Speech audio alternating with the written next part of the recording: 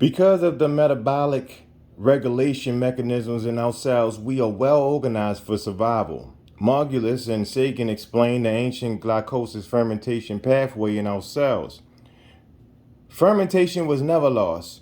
When we exert ourselves, for example, by running up the stairs, our cells momentarily bypass their typical oxygen mediated metabolism and revert to the ancient fermenting mode. Although less efficient a means of deriving ATP, this fermentation metabolism is still within us. Bacteria recycle the substances in our bodies, and Margulis and Sagan understand that the microcosm is evolving as us. However, we are locked into our species because we trade genes vertically rather than horizontally like bacteria. The result is that while genetically fluid bacteria are functionally immortal, in eukaryotes, sex becomes linked with death. As Margulis and Sagan support, all organisms evolve through symbiosis, the coming together that leads to mutual benefit through the permanent sharing of cells and bodies. Symbiosis also explains the exchange of DNA between two different species that produce the hybrid. Margulis' idea on symbiosis and microbiology have contributed to evolutionary theory. She has broken down the biological barriers in a manner similar to second baseman Jackie Robinson, who broke through racial barriers with a career .983 fielding percentage at second base. Shortstop Gunther Wisany, philosopher of science. Austrian philosopher Gunther Wisany promotes a theory of communicative nature showing the interactions within cells, between cells, and within living individuals function by sign-mediated interactions. His transdisciplinary approach includes philosophy, biology, and semiotics. He recently applied his ideas on biocommunication to current research about viruses and bacteria at a Cold Spring Harbor laboratory meeting on the telomerase and telomerases. Gunther supports that our non-coding repetitive DNA that has been referred to as junk DNA comprises non-coding regions necessary for higher regulatory and constitutional functions related to protein structure. These repetitive genomic elements, introns rather, are viral in origin. Telomerase is a reverse transcriptase, a feature key of these repetitive elements. While telomerase are repetitive elements protecting our eukaryotic DNA chromosome ends from genetic parasites, recall that the technocrat Aubrey de Grey would like to remove telomerase from the human genome. At this presentation, Gunther used a biosemiotic approach that is biological communication processes as sign-mediated interactions. He explains how a biosemiotic perspective of telomerase is a view of a viral genome organization that considers the idea of mutation as the natural genome editing competences of viruses. So a mutation is reconsidered a functional innovation or viral genomic inventiveness. Gunther shows how a dormant, persistent virus within the host is non-destructive, allowing the virus to transmit complex traits to the host cell. This improves the host cell evolutionary potential that could lead to a new species. Some of this novelty includes gene functions such as immunity, gene silencing, and recognition functions such as receptors. Gunther's list of viral inventions is impressive and surprising. And here's a list. Gunther also informs us that every key feature of our eukaryotic cell nucleus is present in a double-stranded DNA virus such as prokaryotic phages. This supports the isosthesis interpretation regarding the evolutionary proceedings of eubacterial phage lambda with its double-stranded DNA. This suggests that a double-stranded DNA molecule like phage lambda is the progenitor of our eukaryotic nucleus, reconstructing early events in the transition from prokaryotic to eukaryotic cells is problematic for evolutionary biologists. Some believe eukaryotes were born out of a stepwise symbiotic union of prokaryotic cells, while others believe that the ability to phagocytose prey led to the origin of eukaryotic features prior to endosymbiosis. Perhaps the transition from the prokaryotic to the eukaryotic cell was the result of a lambda prophage in a prokaryotic cell evolving into the eukaryotic nucleus. Let's look close at Wizani's research in 2007 on telomerase and telomerase key features found in viral genomes. Wizani believes that there are natural genetic engineering tools with context-dependent functions. He explains that research shows life must be viewed from the crucial role played by viruses. In other words, a virus is a living being and must be placed at the beginning of all life, long before cellular life evolves. A virus integrated into the hosting organism is beneficial, for the process broadens the host's evolutive potential and may promote the formation of new species. Non-coding introns are viruses. Wizani concludes, in eukaryotes, telomerases and other reverse transcriptase act as endogenous viral competences. So, our eukaryotic viral genome with its telomerase and reverse transcriptase is a potential toolbox for a new species. Gunther is also a good pick for shortstop due to his following statement regarding self-reanimation of virus. And he reads, by mixing defective viral genomes, it is possible to recombine a full-function virus again. Their highly conserved repair and recombination capacity enables them as the only one living beings which can reanimate as living beings after their death. This comment about defective viral genomes point a finger at our non-coding 98% junk DNA, a cemetery of viral genomes. So a symbiotic union of DNA with a virus may not be a bad idea at a human death transition, for it may fashion what ancient Egyptians suggest, a full function virus. Add to this that Gunther discusses the amazing functionality of telomerase as well as telomerase, a natural genetic engineering tool that the machine dream pitching team would like to delete from our genome to cure cancer. However, these natural genetic / genome editing competences are the original skills of viruses and may be the exact toolkit necessary for horizontal gene transfer and viral transformation and human death transition. One must reconsider the value of the large repository of viral DNA in our genome and microbiome. Working with Louis P. Villarreal and the director of the Center of Virus Research at the University of California at Irvine, Gunther argues that viruses are a major creative force in the evolution of life. Lewis has presented a paper in 2004 at the American Philosophical Society entitled, Can Viruses Make Us Human? He listed the following traits provided to eukaryotes, our cell type, by viral genes in the evolution of complexity.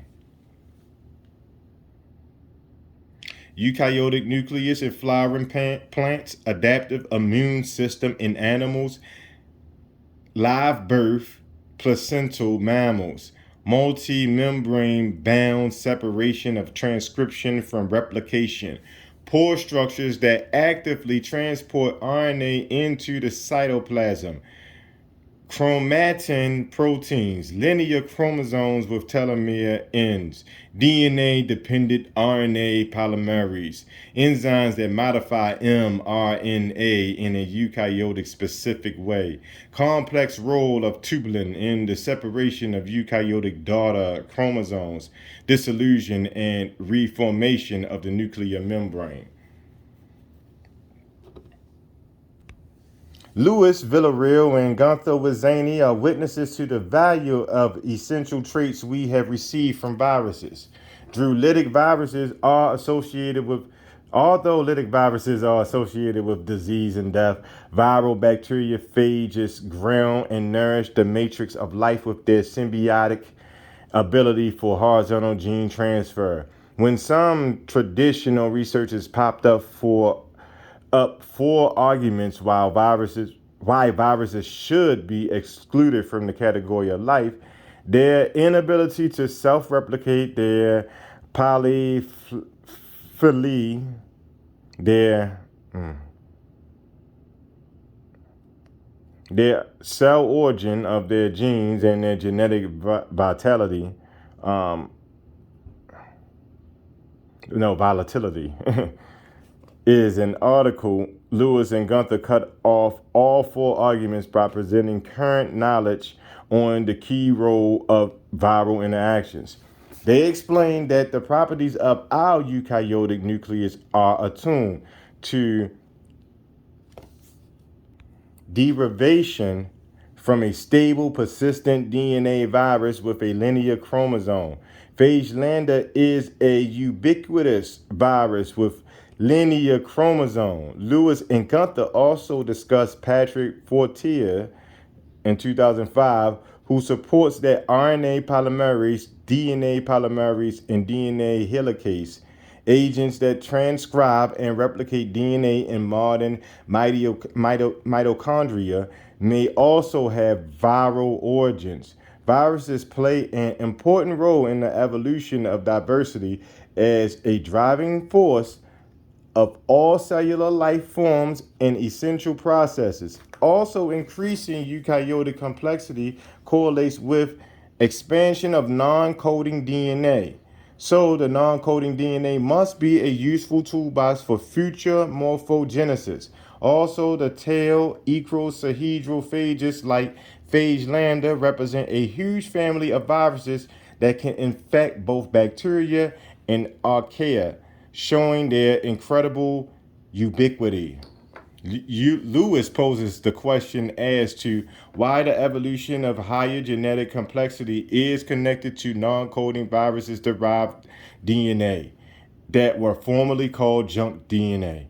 The isosthesis suggests that this viral DNA is the necessary precondition of toolbox for human transformation by means of bacteriophage at death transition using the endogenous viral elements in the human genome. Also, the adaptive phage genome or phagome is our mammalian gut ecosystem, is a potential genetic reservoir with functional genes that operate under stress-related conditions. Finally, viruses can generate a new sequence de novo from the beginning anew, supporting an emergence that may be similar to ancient Egypt's crystallized quasi-hybrid being, or perhaps Frank's time crystal. In the beginning, perhaps a bacteriophage entered a cell, became a prophage, and then developed into our eukaryotic nucleus. Third base, astrophysicist Jean-Pierre Luminet. According to astrophysicist Jean-Pierre Luminet of the Paris Observatory in France, the cosmic microwave background, CMB, or radiation left over from the Big Bang, points to our cosmos having a complicated dodecahedral shape within a hypersphere. This topology has also been described by the early 20th century mathematician Henri Poincaré, as well as Plato a millennia earlier. All right, we got it out. If luminescence findings turn out to be true, the dodecahedral shape, which is dual to the icosahedral, suggests that the microstructure that left this signature at the Big Bang origin of time may be phage lambda, for the virus has an icosahedral head enclosed in a sphere. The basic icosahedral phage conformation consists of 20 equilateral triangles arranged around the face of a sphere.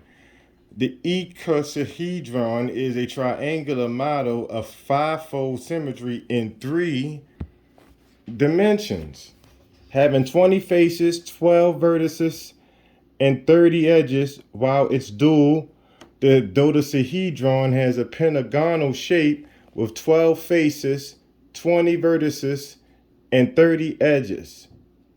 Let's reflect on Luminet's idea in the wraparound universe in 2008. A hall of mirrors produces an optical illusion, a multiplication of images. Astrophysicist Jean-Pierre Luminet observes that mirrors not only reflect images, but they also carry the secrets of the infinite.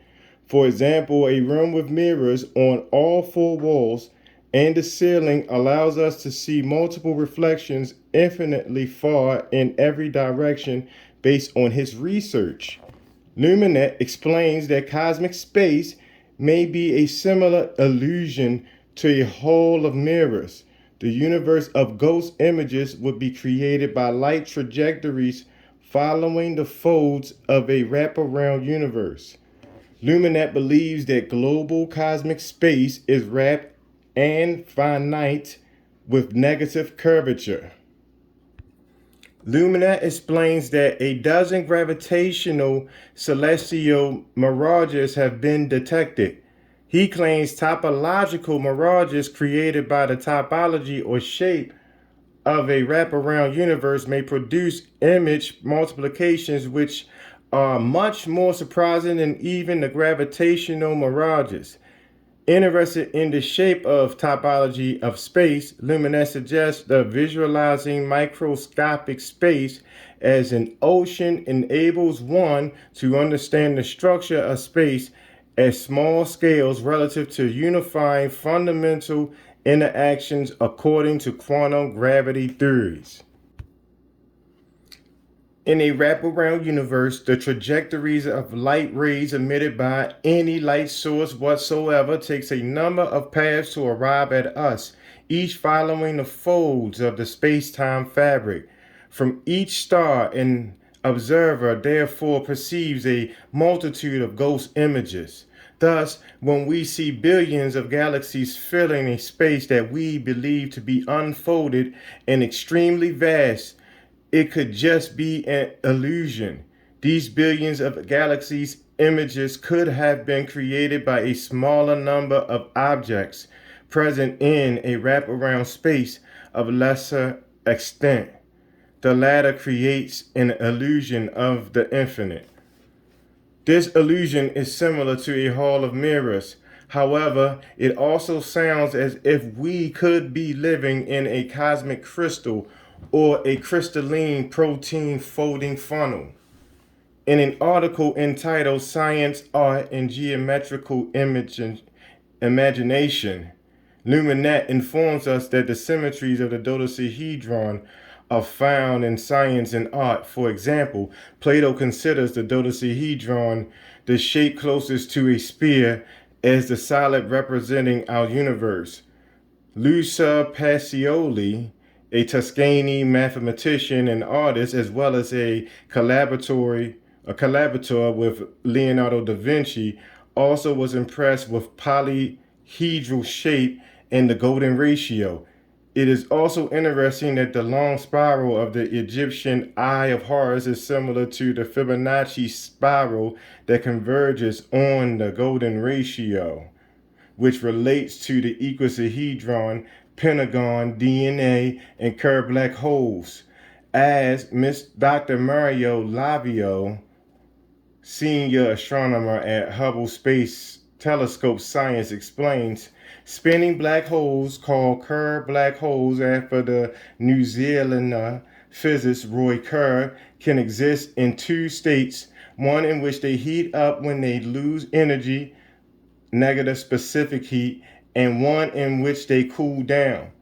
They can also undergo a phase of transition similar to the freezing of water from one state to the other. The transition can take place only when the black hole reaches a state in which the square of its mass is precisely equal to pi times the square of its angular momentum in the appropriate units. Now in the eye of Horus, numbers 1/2, 1/4, 1/8, 1/16, 1/32, and 1/64 are equivalent to black hole resolutions determining the position of the inner event horizon via apparent horizon. An apparent horizon is a structure of space-like hypersurface that can be determined locally in time. However, event horizons are global structures that can not be detected during a time evolution. The eye of Horus numbers almost converge on zero, or the minimum radius of the inner horizon necessary to avoid the repulsive ring singularity, which has a non-zero radius. As mentioned, the icosahedron and the dodecahedron are dual polyhedra because the centers of the faces of a regular dodecahedron are vertices of a regular icosahedron, and the centers of faces of a regular icosahedron are the vertices of a dodecahedron. Luminet explained that the dodecahedron is important to quantum mechanics for Roger Penrose in 1994 used a set of spin states related to the geometry of the dodecahedron to prove Bell's non-locality theorem. According to Luminet, if we all lived in a small wraparound universe, we would see images from our past. In a wraparound universe, the same objects can be seen at different epochs of the past, and the crystalline network of a wraparound universe may allow us to see our origin. So the universe would be similar to a crystal or multiply connected universe with ghost images of galaxies. In his chapter on cosmic crystallography, Luminet explains that the apparent distance between two ghost images of the same source always belongs to a definite collection of values connected to the size of the fundamental polyhedron. The relations between these values are analogous to those that link the atoms of a crystal. Crystallography is a branch of the physics of solids. Luminet's wraparound universe is compatible with the data, and in light of the isosthesis and the holographic principle, it adds some support to the idea that our crystalline universe may be a classical shadow of lambda C1's protein's crystallized funneling funnel. And just a side note, I don't know if anybody remembers This Is Us, that movie. But one thing that jumped out to me was when they were in the Hall of Mirrors, and you're talking about the two selves, we're talking about two lights that are essentially one anyway, the bottom and the top self anyway, but maybe that's why they use the Hall of Mirrors as the housing of where the two cells are at anyway. So the doppelganger and the real self, or however you want to look at it. But that's interesting, man. I mean, that means people know this science for real that are making the movies. All right, but back into it. With his ability to see the universe as a crystal, Luminet is going to hit more than one home run in the game of the centuries and astrophysics. He is as good as Brooks Robinson, who received 16 consecutive Gold Gloves. Robinson played for the Baltimore Orioles, yay Baltimore, from 1955 to 1977, and he was a great fielding third baseman. With his wraparound skills, we expect Luminet to be cosmic at third base. Right field theoretical biologist Stuart Kaufman. Stuart Kaufman is an influential force in the field of biology. Like Tiger, right fielder Al Kaline, who hit 399 career home runs, Kaufman has probably watched the same amount of proteins fold to their home plate native state. Kaufman deserves a place in a baseball biology hall of fame because he explores the forces for order that lie at the edge of chaos. Order is free in light of the science of complexity that involves the scientific trinity of Darwin's theory of evolution by natural selection, self-organization, and chance. Kaufman informs us that the order arises from two different forms. The first is a low energy equilibrium system, such as a ball and a bowl, rolling to the bottom due to gravity, wobbling and stopping at equilibrium where no more energy is necessary. Similar to the ball in a bowl, Kaufman classifies viruses as low energy equilibrium systems. Thus, viruses are complex molecular systems of DNA and RNA molecular strands that form a core around which a variety of proteins assemble to form tail fibers, hair structures, and other feathers. In an appropriate aqueous aqueous environment, the viral particles will self-assemble from its molecular DNA or RNA and protein constitutes, seeking its state of lowest energy, like the ball in the bowl. Protein constituents. Sorry, y'all. Because no more energy is necessary to maintain the virus, order is free like it is in Frank's time crystal, which does not need an outside force of energy to keep it moving at minimum energy. Now, viral DNA self-assembly with organic human DNA is clearly described in ancient Egyptian texts as the merger of the sun god with the deceased person for an existence of millions of years in the early universe. This results in a crystal or a product similar to Frank's time crystal, where order is free and life is not robbery. Kaufman's second form of order is a non-equilibrium system that requires a constant source of energy to sustain the ordered structure, such as a whirlpool in a bathtub or the great red spot vortex of Jupiter. This large vortex or storm system, existing for several centuries, is sustained by the dissipation of matter and energy.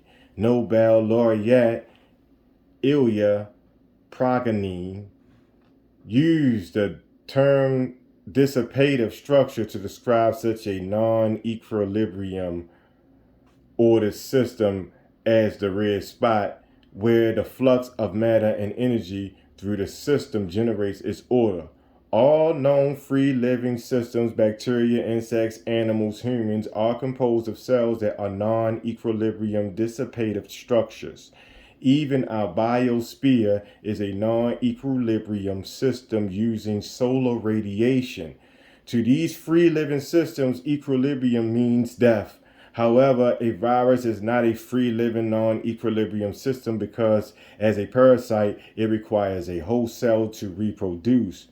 What is needed, explains Kaufman, is the establishment of general laws predicting the behavior of non-equilibrium systems. Kaufman believes that there can be laws of life or biology. Vast order arises naturally, and life exists at the edges of chaos near a kind of phase transition between order and chaos.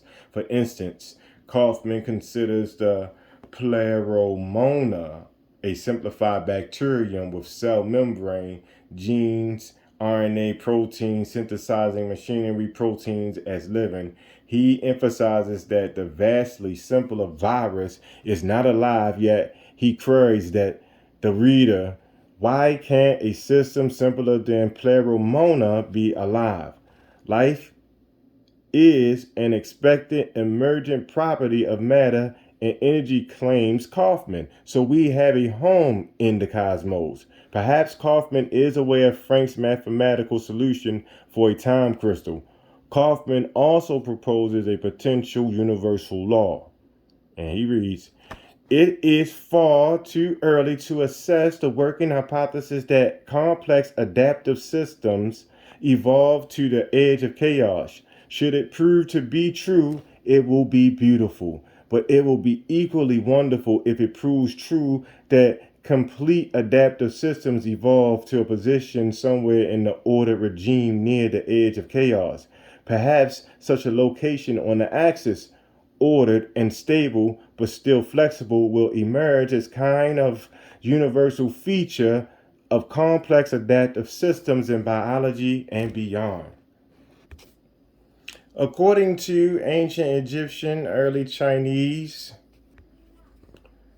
and Navajo texts, the axial rule is essential for emergence of the human adaptive system at the polar axis of a cell, where the order regime is near the edge of chaos. Along with this potential universe feature related to axis, Kaufman states the genomic network is another example of order for free. Relative to the ISIS thesis, order arises naturally because it is guided by the viral genome activating the genetic switch to lysis within the ancient glycolysis fermentation pathway in a cell. Viruses, humanity, and Earth are co-evolutionary systems.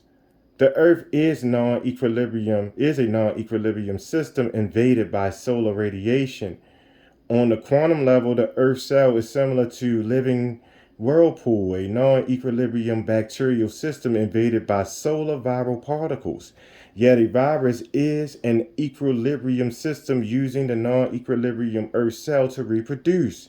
Further, horizontal gene transfer mediated by a virus is what saves organic DNA for dissolution at death. At death, we need new traits to be fit or at home, to be at home in the universe. So a symbiotic union, horizontal gene transfer, with a crystalline bacteriophage that looks like a ball of light may provide exactly those or elements our DNA needs to adapt to the quantum environment, especially if the virus is our ancestor, a double-stranded eubacterial virus like phage lambda with every key feature of our eukaryotic cell nucleus.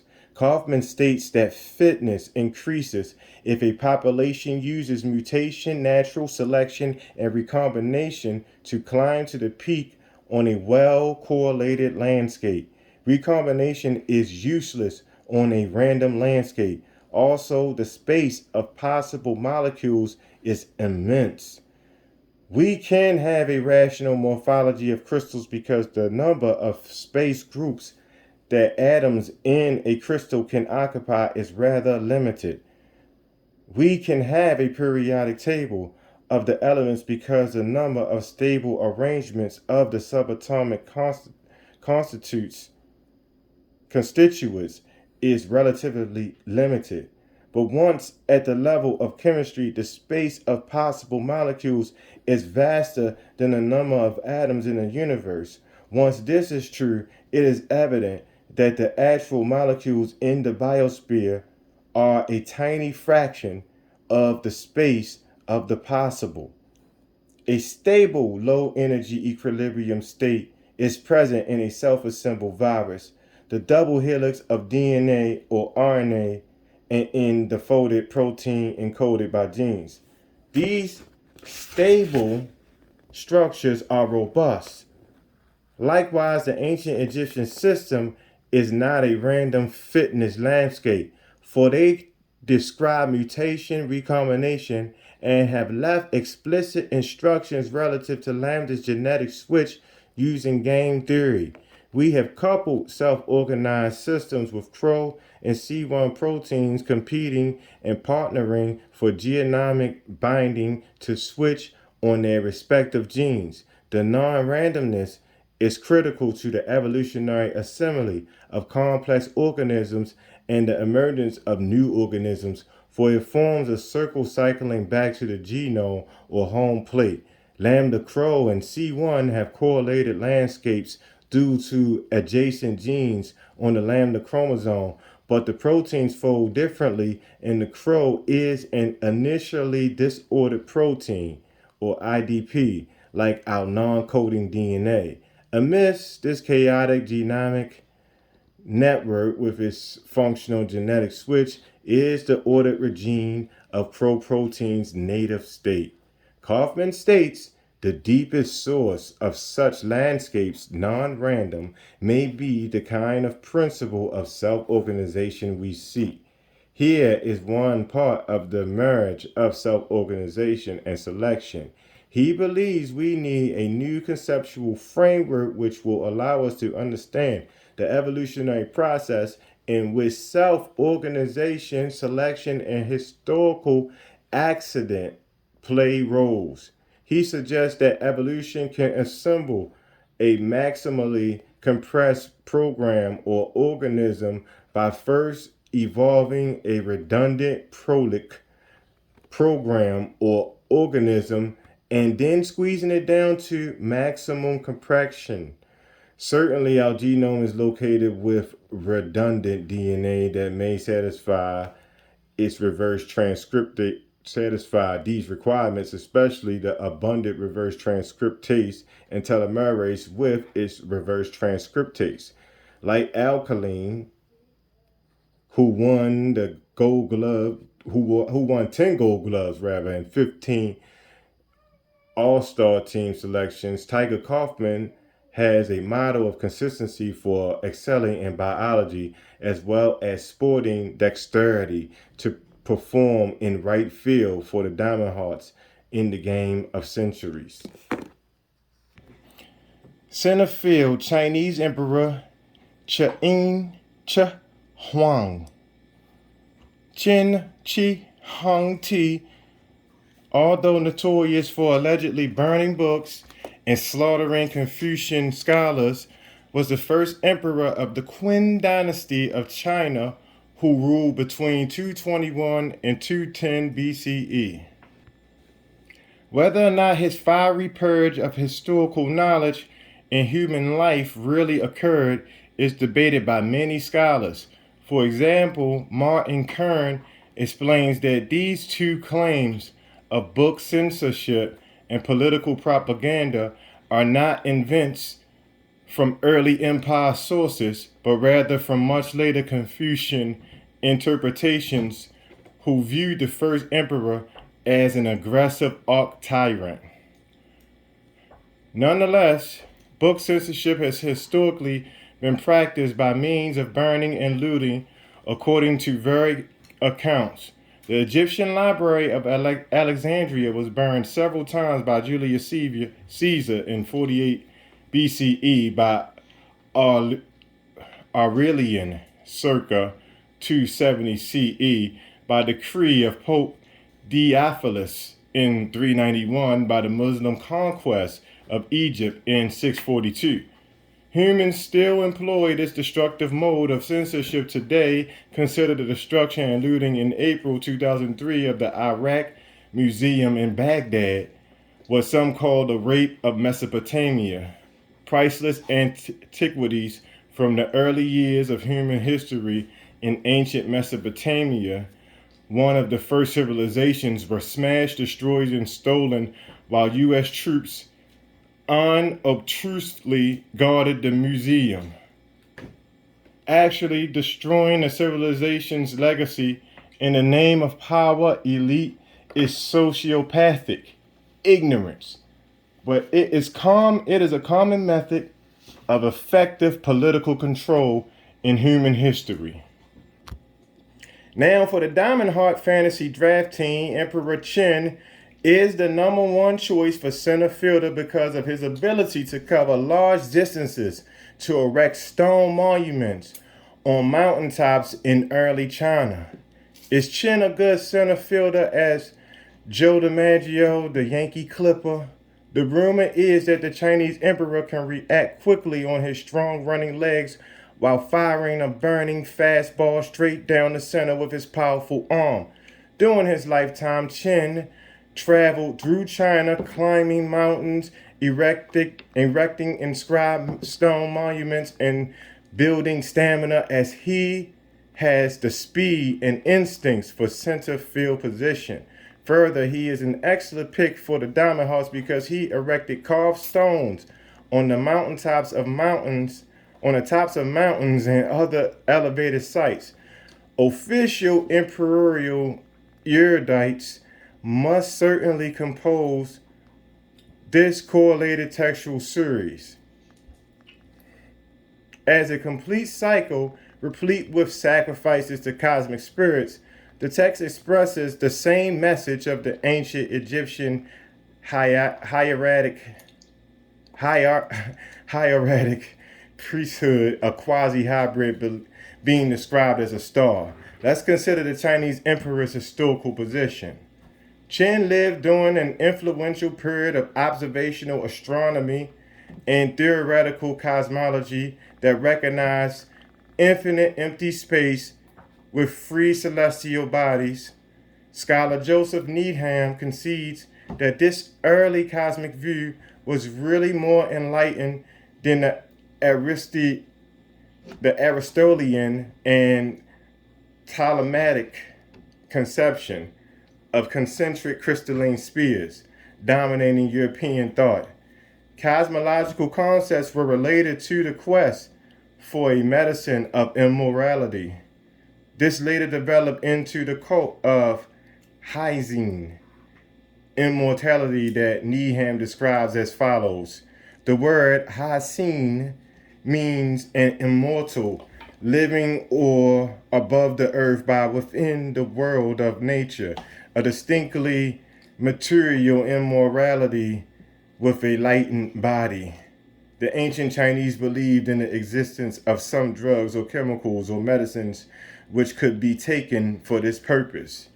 In ancient China, cosmology was linked with the origin of alchemy, creating what Needham calls a drug plant, or a mineral or metallic elixir, or drug of deathlessness. In forthcoming chapters, we will take a clear look at alchemy and its applications related to the purification and isolation of a virus, as well as a possibility that the medicine of immorality is a bacteriophage. Now, to acquaint you with the Chinese system, a quick review of Emperor Qin's stele inscriptions will illuminate his mountain ritual and resultant shining transformation. The stele inscriptions of Chen Shi Huang. The posthumous name She is attributed to the ancestor, and Huang is a Chinese surname meaning yellow.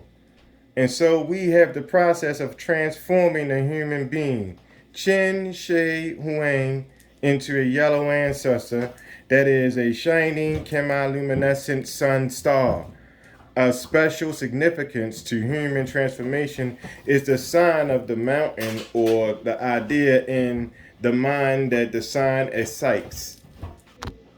During his reign as emperor, Chen Shi Huang Ti and his high officials climbed to the top of 7 elevated sites and erected carved stones, documented in the annals of the first August Diak. These stones engravings are inscribed stelae on mountaintops, are the only substantial corpus of text immediately connected with the first Diak's official ritual activities. The mountaintop stele inscription focused on unifying the heavens as an ancient Egyptian text.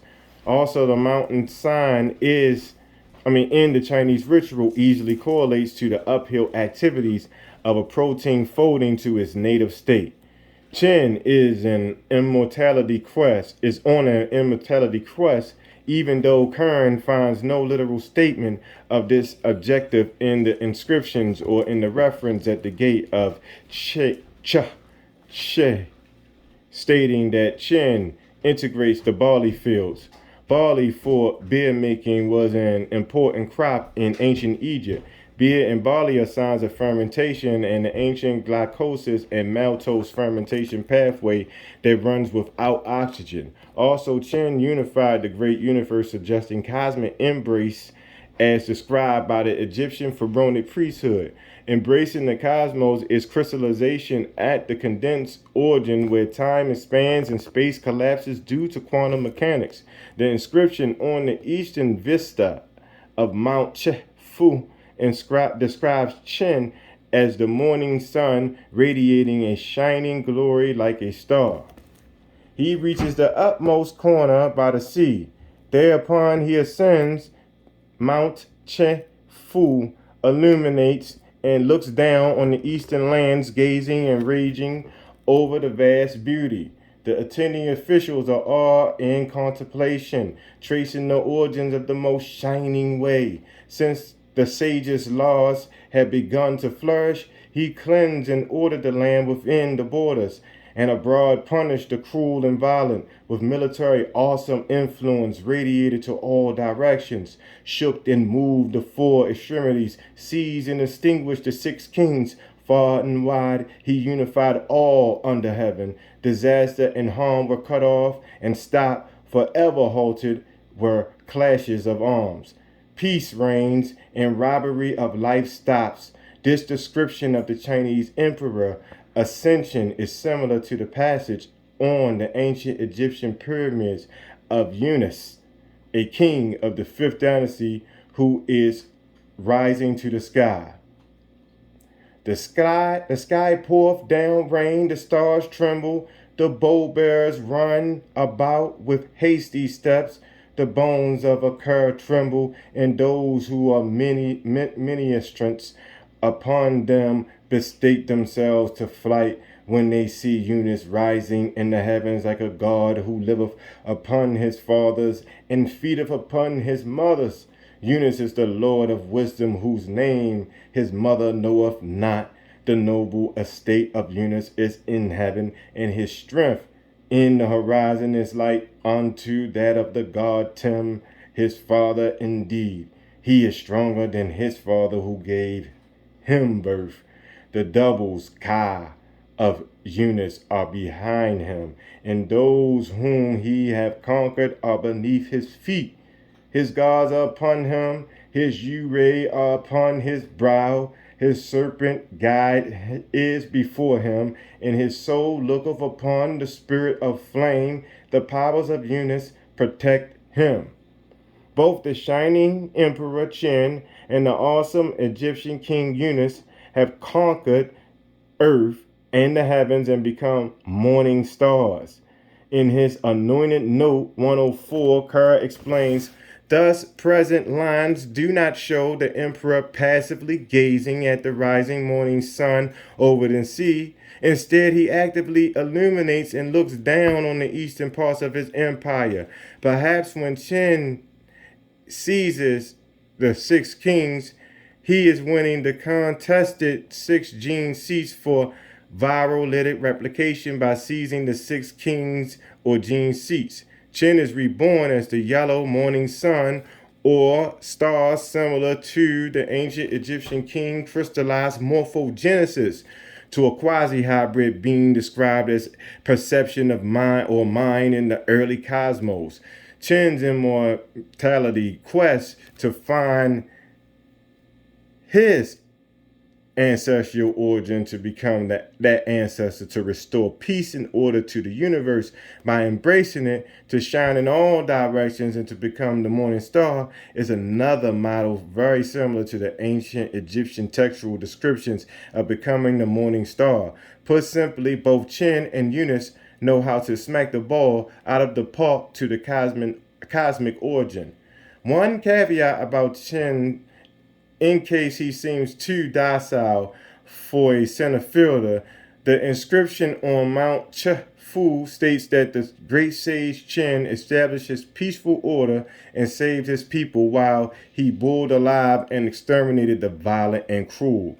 Also, the inscription at the gate of Ch.18 states that his battalions exterminated, halted, and beheaded those who defied his authority. So we do have a Chinese arch tyrant who will be a formidable player in the center field.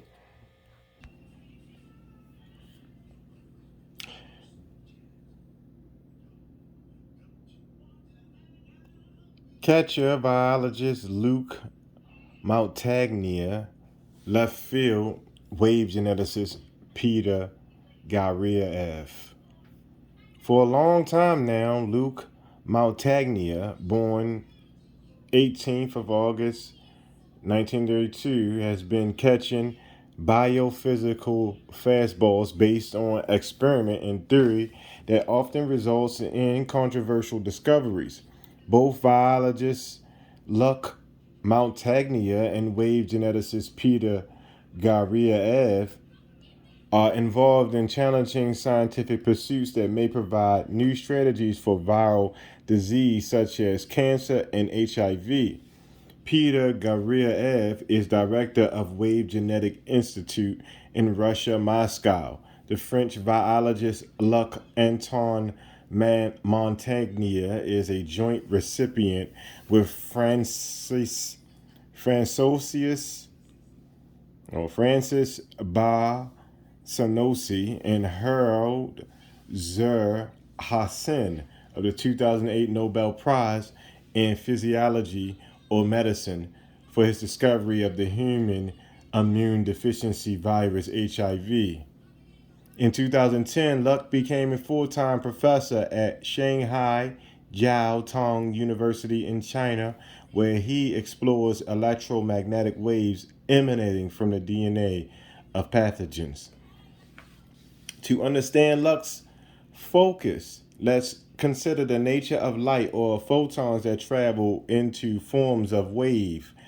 Photons or electromagnetic radiation are a form of radiant energy moving through space via electromagnetic waves and or particles. So we have the simple formula of light equals photon equals electromagnetic radiation, now based on earlier Russian researcher Peter Garriev, as his colleagues have shown that genes or DNA have electromagnetic wave representation. La Montagnier and colleagues shook up the theoretical underpinnings of chemistry by suggesting that DNA sends electromagnetic imprints of itself into distant cells and fluid. Further, these researchers detected electromagnetic signals from bacterial DNA such as M. perum and E. coli in water.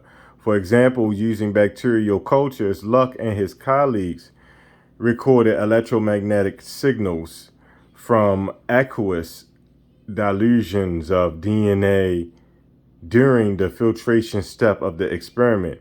This means that the EMS in the various bacteria tested became from came from their DNA, as Garriev showed earlier. In a 2010 paper entitled DNA Waves and Waters, Luck and his colleagues explained their results using quantum field theory. The researchers believe that this is a novel property of DNA. Some sequences can emit electromagnetic waves in resonance after excitation by the ambient electromagnetic background.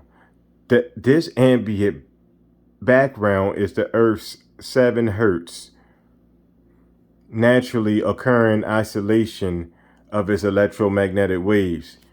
Human brain waves also oscillate in the same range.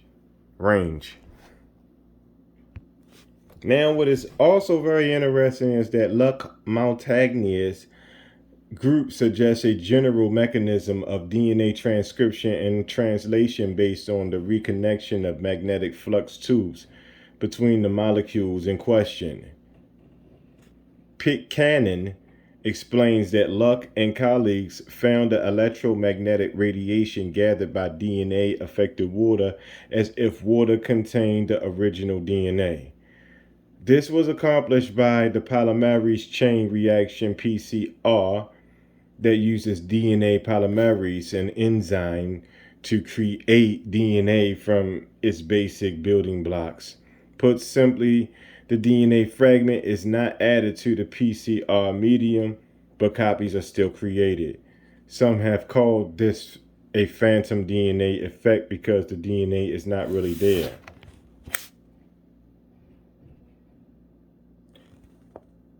In 1984, Peter Guriev registered this phantom effect in the article Principles of Linguistic Wave Genetics. Guriev and his colleagues explain that every living organism exists at two levels, a material level and an energy informational level, EI. Although the two substances are intimately linked intimately linked, the EI level is the leading level grounded in the 98% of our DNA that is a symmetry for viruses. The DNA phantom effect can be explained as follows. In the process of taking the lesser spectroscopy measurements, a laser ray was sent to the DNA sample. During that time, some information and energy was transmitted from the DNA sample to its counterpart at the EI level. After the material DNA sample was removed, the process of transformation of information and energy was reversed. Specifically, the DNA sample at the EI level was still at the same place and it started sending information and energy back to the same physical location from which the material DNA sample was removed. As a result, DNA phantom was detected at the same physical location. Guriev explains that our 98% junk DNA is a supercode that codes at a higher wave level than our 2% coding DNA. In wave genetics, the material level constitutes gene holograms. So all cells in the organisms function in informational space like a DNA wave biocomputer. At his website, Guriev explains the ideal potential of the 98% as follows. It is to be pointed out that the primary focus of the wave genome theory is on the remaining aforementioned 98% of chromosomes as being the key intellectual structure of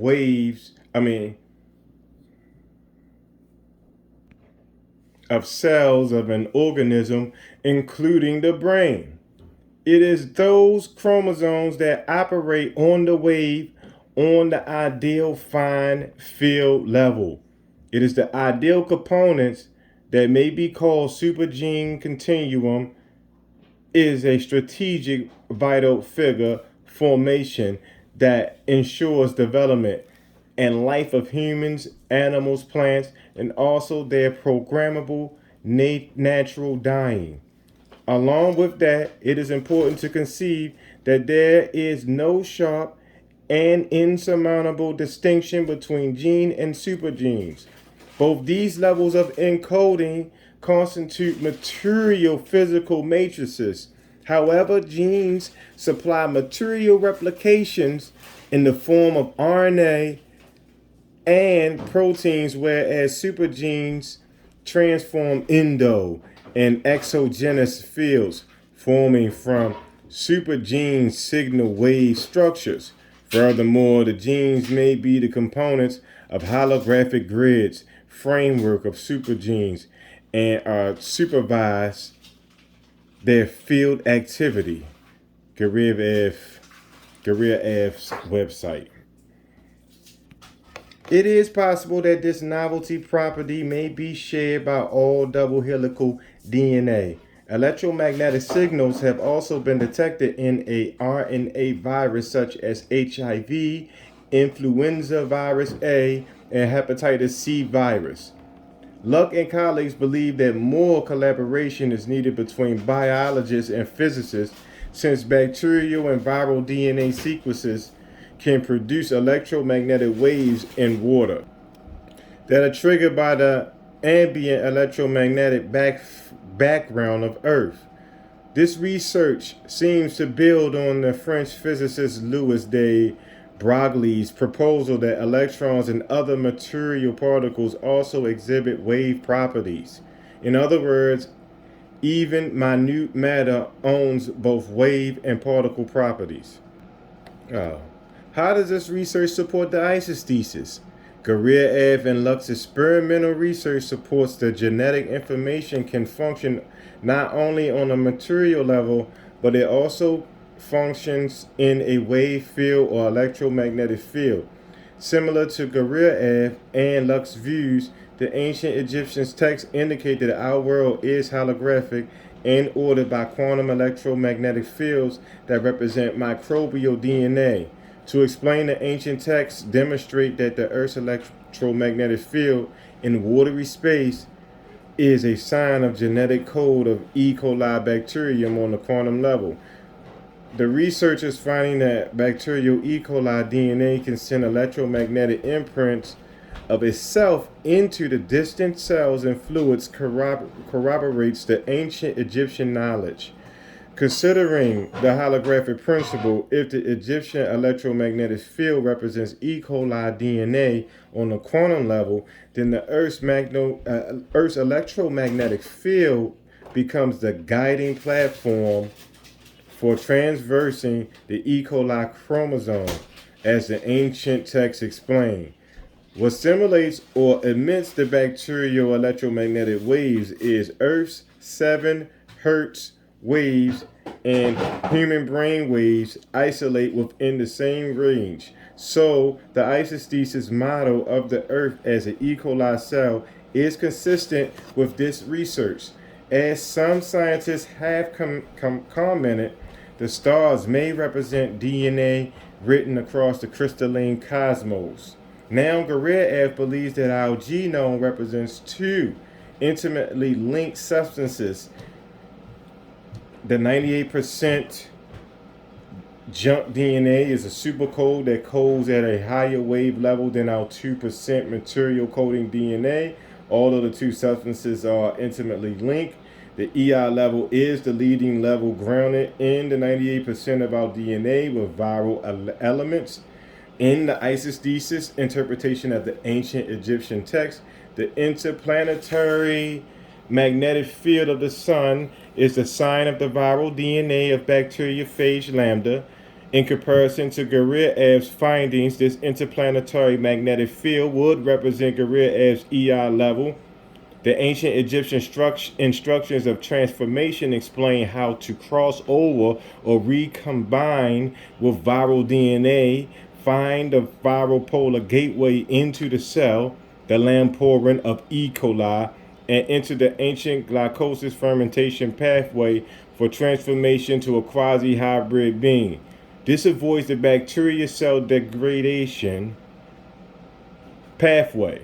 Put simply, Guriev's ideal 98% of viral genome may be super gene continuum that ensures the development, life, and programmable death of living things.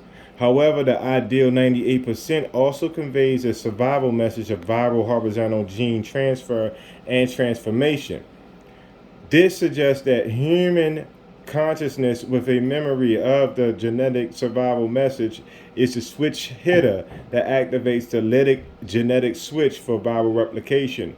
One could say that the ancient Egyptian dead king functions in a similar fashion to the phantom DNA effect. Granted, these claims are slippery fastballs, but let's take another deep step into Guriev's research. Wave genome theory. Guriev's wave genome theory sees the genome as a biocomputer forming the space-time grid of our biosystem. This view is much different than the prevailing view that our genome is purely material and that 2% of the DNA governs all our functions and that the other 98% is non coding. The prevailing view about proteins is that they metabolize substances we eat and they function for morphogenesis or developing the spatial temporal order of an organism. In contrast, Guriev considers the 98% DNA is the key intellectual structure controlling our cells and our brains that operates on the ideal or fine field level. Peter Guriev also provides direct experimental evidence that positive human speech on plants and rice encourages regeneration. This positive influence can also be delivered by thought, that is, just thinking positive about regeneration. The essence is the same. This human potential of speech and thought is similar to Wheeler's observer participation principle in that what you pay attention to happens. In a recent paper, Peter P. Guriev and colleagues support that a better understanding of our genome will enable practical applications for treating cancer and HIV. They contend that our genome has a capacity for quasi-consciousness. The genome controls life chemically, and the genome is also a source of wave function and holographic memory. The genome's processes in its substance wave structure can be observed via dispersion and absorption of a bipolar light beam. Guriev and colleagues support their model with theoretical and experimental evidence.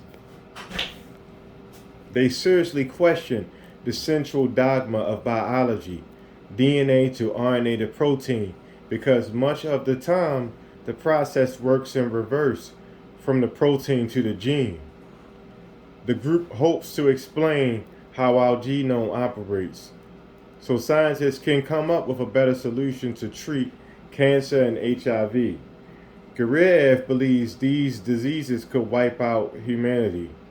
Here is a brief summary of the crux of their thinking. Guriev and his colleagues have grounded their research in early Russian studies in the 1920s, and from this foundational base of knowledge, they support that our genome is speech-like and logical with quasi-conscious abilities. Based on experiments, Guriev's first axiom is our genome has a substance-wave duality, like the particle-wave duality of elementary particles. Research suggests that our genome codes an organism with the help of both DNA matter and DNA sine wave function. This seems reasonable, for DNA is minute matter. Second, the genome is also non-local, everywhere at once and at no time at the molecular level, but it is also non-local in compliance with the Einstein-Podolsky-Rosen EPR effect. Based on the experiments of John Bell and Alan Aspects, physicist Brian Greene explains the EPR effect in simple language. The outcome of what you do at one place can be linked with what happens at another place, even if nothing travels between the two locations. This is the idea of quantum non-locality, or what Einstein calls spooky action at a distance. Guriev explains that our genome's genetic and regulatory information is recorded at this polarization level of its photons and played out among the billions of cells in an organism. Put simply, our quantum genome directs us because we are entangled with it due to non-local consciousness. The outcome of what we do is linked to our genome and its functions. Once again, the quantum world of DNA is ordering our classical existence. And most of our DNA is our bodies is microbial.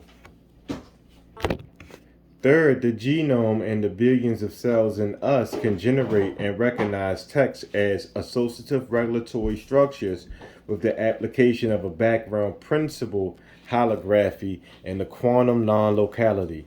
For example, the meaning of DNA matter wave dualism is that the genome operates similar to a radio wave emitter that polarizes our cells.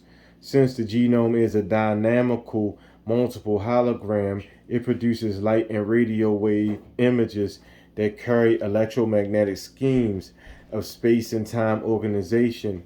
Because the genome is a quasi text form operating non locally, it reads itself in our cells and uses the information it receives as a control blueprint for living functions and structural organization.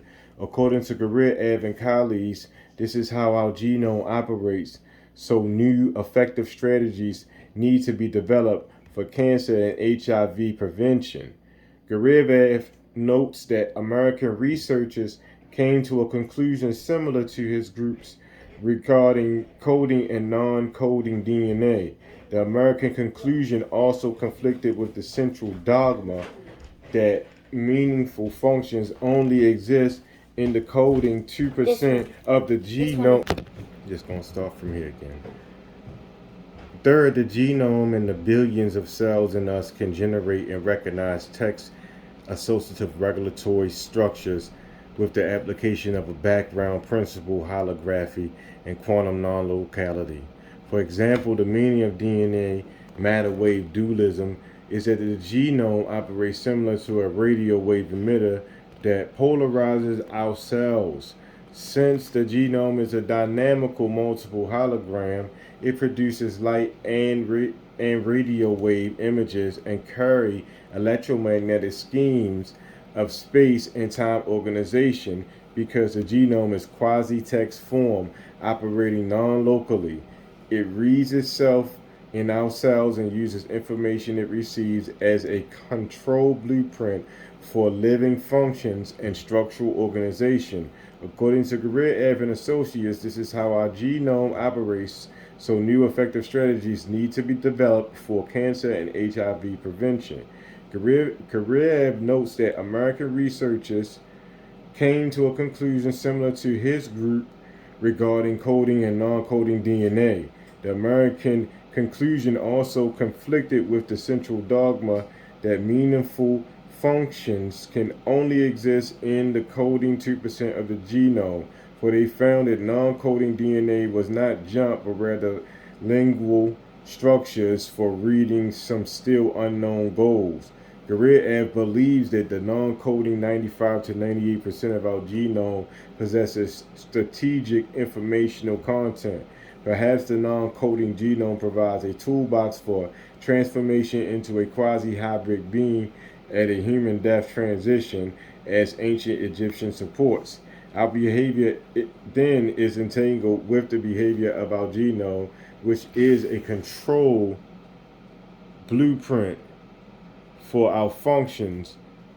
This is an illuminating and frightening possibility, for it accounts for our viral behavior, the emphasis on the glycolysis fermentation lactose pathway for viral replication and survival, our predilections for alcohol and milk, our penchant for war and killing, and so on. We may be polarized to our viral genome, and our behavior may be due to entanglement with its overdistance, that is, quantum non-locality. Guriev and colleagues conclude the following from their theory, research, and model. Following the above described logic, we are coming to the conclusion that human speech structures which provide major information influx for mankind possesses fractal scale supergenetic properties. Evolution of society is similar to an organism's morphogenesis. Books, libraries, movies, computer memory, and people's lives, speech in the end are the functional analogs of a cell chromosomal apparatus. The aim of these chromosomes is to control the creation of society space and to arrange functional and structural relationships among the people inside it. Chromosomal signs properties, which have a lot in common with organisms, have a substance wave nature. For instance, a movie showing an ideal model of a social structure and people's relations within its frame is a substantial material information. However, it uses a mental wave method to input information: light, sound, speech, idea, and image. That's the method chromosomes apply. Obviously, our chromosomes have created our society space in the pattern of the few over the many, suggesting the survival of those with knowledge. Our chromosomal apparatus has also stamped a viral footprint of society space, mapping out the ancient glycolysis fermentation pathway using lactose metabolism for morphogenesis of a quasi-hybrid being. Regarding the cure of viral diseases, Guerrero believes that what is needed is a study of our chromosomes operate on how our chromosomes operate and how HIV tricks our chromosomes through reprogramming.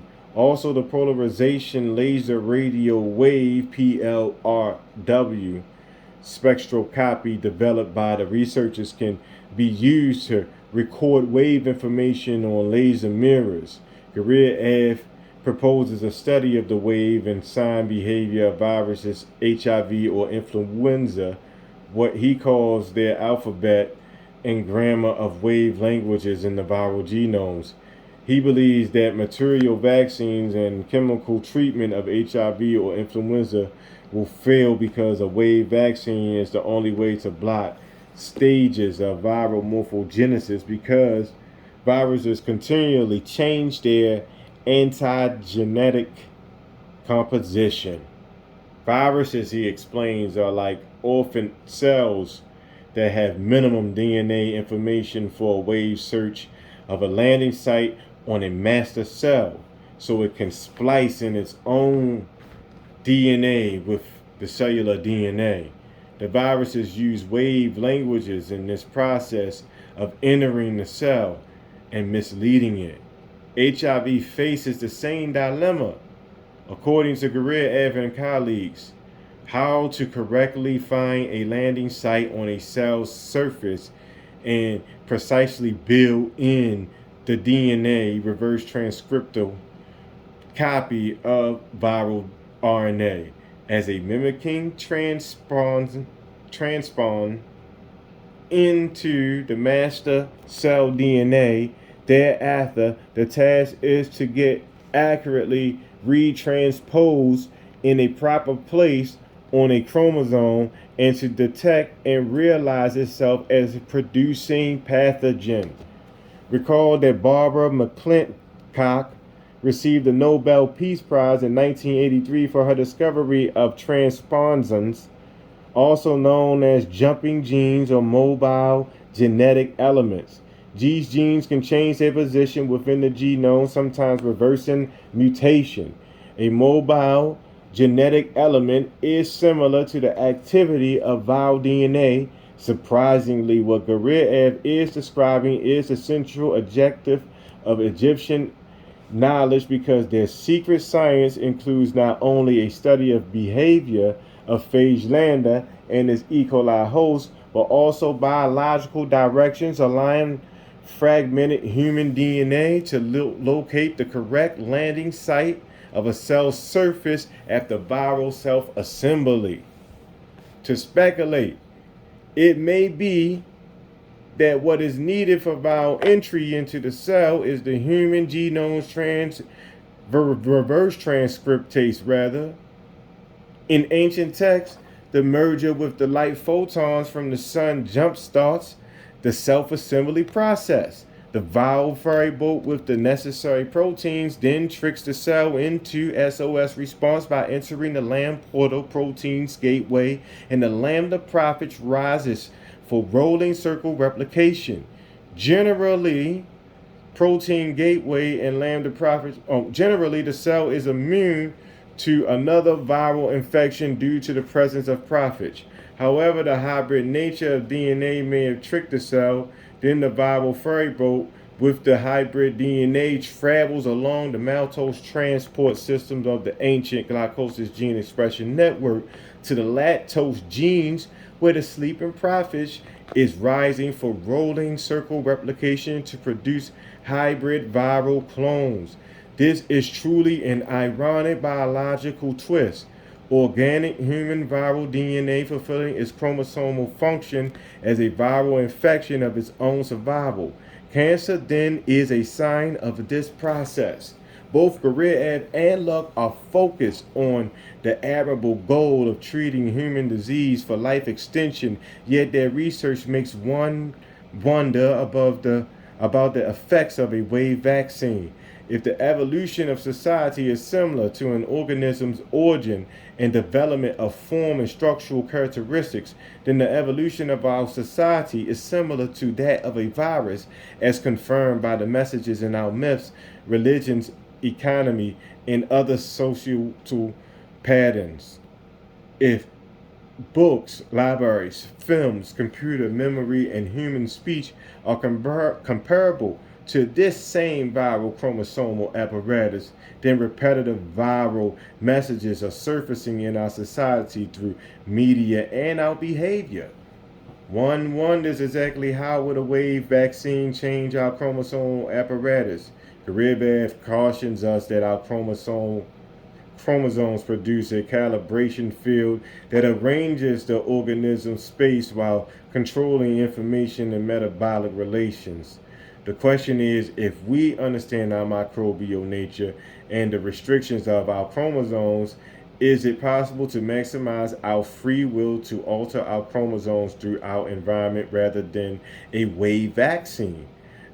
After all, our chromosomes are also reading epigenetic marks that affect gene expression patterns that are caused by hereditary transmission of environmental information. Actually, our chromosomes seem to be functioning similar to the same methods used by governments to control citizens: surveillance, repetitive propaganda, secrecy. We are caught in a viral power web. It is possible for humans to overcome viral propaganda and change their behavior. Can we change the programming dynamics of our chromosomal apparatus without losing the DNA toolbox for horizontal gene transfer and transformation? In consideration of this research, in the game of centuries, Guriev and Luck both have tough jobs on the diamond. As catcher, Luck's grueling position requires durability, a strong arm, and the mind to call a game or change up outdated concepts in science. Perhaps we can think of Luck as the catcher Yogi Berra, who helped win 10 World Series as a New York Yankee, or maybe Johnny Bench of the Cincinnati Reds, who was named to 14 All-Star teams. In light of Guriev's strong foundation of Russian research, his clout in left field will be powerful. Together, these two players own a defensive ability that may alter the central dogma of biology by showing the potential of our 98% DNA that some researchers believe is junk. We have come to an end of Chapter 18 on Pregame 18. When we return, we will be on Pregame 19, and it's titled The Diamond Heart Subcatcher. Thank y'all for coming out. God bless you. Good night.